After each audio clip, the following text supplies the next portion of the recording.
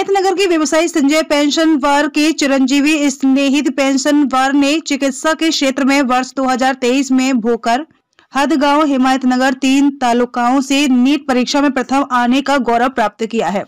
वर्तमान में स्नेहित पेंशनवर केईएम अस्पताल मुंबई में MBBS की पढ़ाई कर रहा है।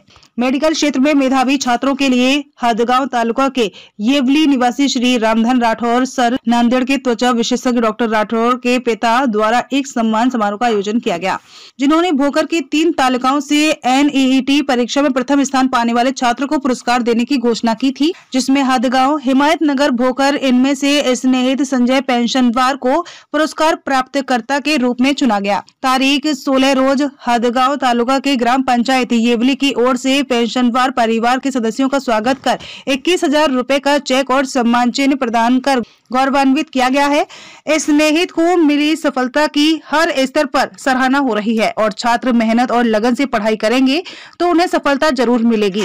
हिमायतनगर जिला नांदेड़ से M अनिल कुमार की रिपोर्ट। त्याला डॉक्टर करायचं म्हणून करता पर्याय समोर दिसले होते। स्नेहितच्या समोर पर्याय दोन्ही होते, इंजिनिअरिंगचा होता आणि डॉक्टरचाही होता।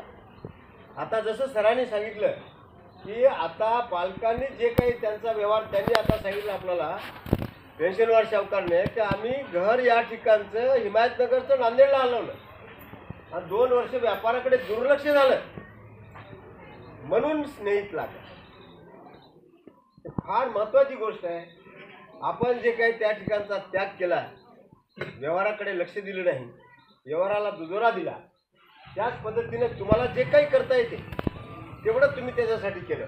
माझा मुलगा स्नेहित की आमच्याकडे आमचे 4-5 भाऊ आहो मी आणि सर्वांना हा माझा पुतण्या आहे अमोल,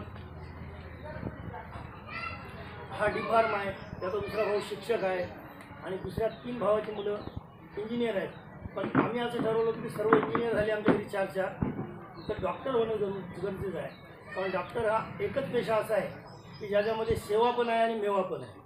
पैसे मिळतात आणि सेवा पण मिळते।